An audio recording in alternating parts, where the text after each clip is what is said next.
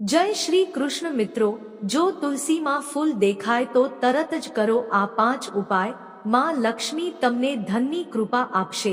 જીવનમાં ક્યારેય તમને પૈસાની અછત અને ગરીબીનો સામનો નહીં કરવો પડે. શાસ્ત્રો અનુસાર તુલસીના છોડમાં માલક્ષ્મીનો વાસ છે અને ભગવાન વિષ્ણુને ખૂબ જ પ્રિય છે.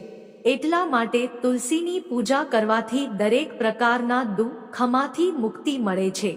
આ સાથે જ જે ઘરમાં તુલસીનો છોડ હોય છે ત્યાં ક્યારે પણ વાસ્તુ દોષ નથી હોતો. સુખ સમૃદ્ધિ માટે તુલસીના પાન અને લાકડીઓનો તમે ખૂબ ઉપયોગ કર્યો હશે, પરંતુ શું તમે જાણો છો કે તુલસીમાં લાગેલી મંજૂરીને તરત જ હટાવી જોઈએ? આનાથી તુલસી માતાના માથાનું વજન દૂર થાય છે. તુલસીમાં ઉગેલી મંજરી તરત જ કેમ હટાવી જોઈએ, જાણો તે પૌરાણિક કથા વિશે. પૌરાણિક કથા અનુસાર એક વખતમાં લક્ષ્મીમાં સરસ્વતી અને માં ગંગા વચ્ચે કોઈ મુદ્દે ઝઘડો થાય છે અને આ વિવાદ એટલો વધી જાય કે તેઓ એકબીજાને શ્રાપ આપે છે. માતા ગંગાએ માતા લક્ષ્મીને કહ્યું કે તમે મને નદીની ગતિ બનાવી છે, તેથી હું તમને શ્રાપ આપું છું કે તમે એક છોડ બની જાઓ જે વૃંદા બની પછી તુલસીનો છોડ બની જાય છે. ત્યારે માતા પાર્વતી ત્યાં આવીને કહે છે કે તમે લોકો એકબીજા સાથે કેમ લડી રહ્યા છો? માં ગંગા કહે છે કે લક્ષ્મી મારા પર હસી એટલે મેં તેને શ્રાપ આપ્યો. માતા પાર્વતી કહે છે કે તમે લોકો ગુસ્સામાં એકબીજાને શ્રાપ આપો છો, પરંતુ શું તમને ખ્યાલ છે કે શ્રાપને કારણે કેટલી કષ્ટ સહન કરવી પડે છે? માતા પાર્વતી કહે છે કે 84 લાખ જન્મોમાંથી 20 લાખ જન્મો વૃક્ષો અને છોડની હોય છે. તો લક્ષ્મીજી મને કહો કે એકવાર તમે છોડના રૂપમાં પૃથ્વી પર પ્રવેશ કરશો, જેમાં તમારે વૃક્ષ કે છોડના રૂપમાં જીવવું પડશે. અને માતા લક્ષ્મીએ પોતાની ભૂલનો અફસોસ વ્યક્ત કર્યો. માતા પાર્વતી પાસે મદદ માંગી અને કહ્યું કે શું એ શક્ય છે કે હું એક જ વારમાં 20 લાખ પ્રજાતિઓથી મુક્ત થઈ શકું? ત્યારે માતા પાર્વતીએ કહ્યું કે મારી પાસે આ શ્રાપનો ઉપાય નથી, પરંતુ આ શ્રાપનો ઉકેલ માત્ર મહાદેવ જ કહી શકે છે. મહાદેવ એ દરેક પ્રકારના શ્રાપનું નિવારણ કરી શકે છે. ત્યારે માં પાર્વતીએ ભોલેનાથને કહ્યું, પ્રભુ કોઈ એવો ઉપાય બતાવો જેમાં લક્ષ્મી તુલસીના છોડ પછી કોઈ અન્ય દુઃખ ન ભોગવે. ત્યારે મહાદેવ આ ઉપાય જણાવ્યો. ત્યારે કાર્તિક માસમાં માં લક્ષ્મી તુલસીના રૂપમાં પ્રગટ થયા.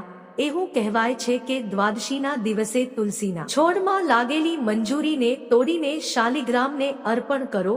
આવું કરવાથી માં લક્ષ્મીને છોડની યોનિમાંથી મુક્તિ મળે છે અને તે કોઈ અન્ય વૃક્ષ અથવા છોડના બંધનમાં નથી જતા.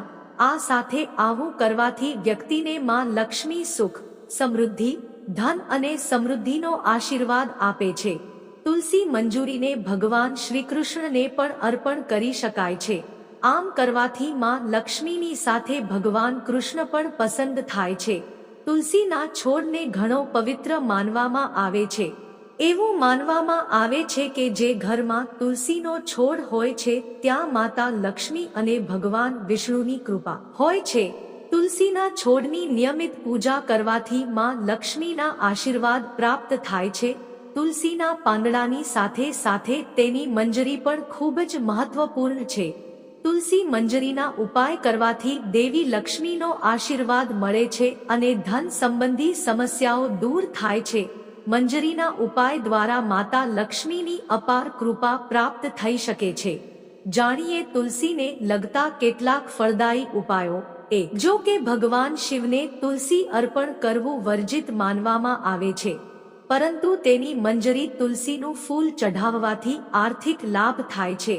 ભગવાન શિવને તુલસીની મંજરી અર્પણ કરવાથી જીવનની બધી સમસ્યા દૂર થાય છે અને ધનલાભ થાય છે. આ વાતનો ઉલ્લેખ સ્કંદ પુરાણમાં જોવા મળે છે. 2. ભગવાન વિષ્ણુને તુલસી ખૂબ પ્રિય છે. ભગવાન વિષ્ણુને મંજરી અર્પણ કરવાથી મુક્તિ મળે છે અને વ્યક્તિને જન્મ જન્માંતરના પાપોથી મુક્તિ મળે છે. નંબર 3. ખર્ચથી પરેશાન છો તો ગંગાજળમાં તુલસી મંજરી મિક્સ કરો. તે પાણીનો છંટકાવ આખા ઘરમાં કરો. ધ્યાન રાખો કે ભૂલથી પણ મંજરીના દાણા પગ નીચે ન આવી જાય. આ ઉપાય કરવાથી ઘરની નકારાત્મકતા દૂર થાય છે અને ધનની હાનિ અટકે છે. તુલસીની મંજરીથી માં લક્ષ્મી પ્રસન્ન થાય છે. આ ઉપાય કરવાથી ઘરમાં મહાલક્ષ્મીનો વાસ રહે છે અને તેની કૃપાથી ભક્તોની દરેક ઈચ્છા પૂરી થાય છે.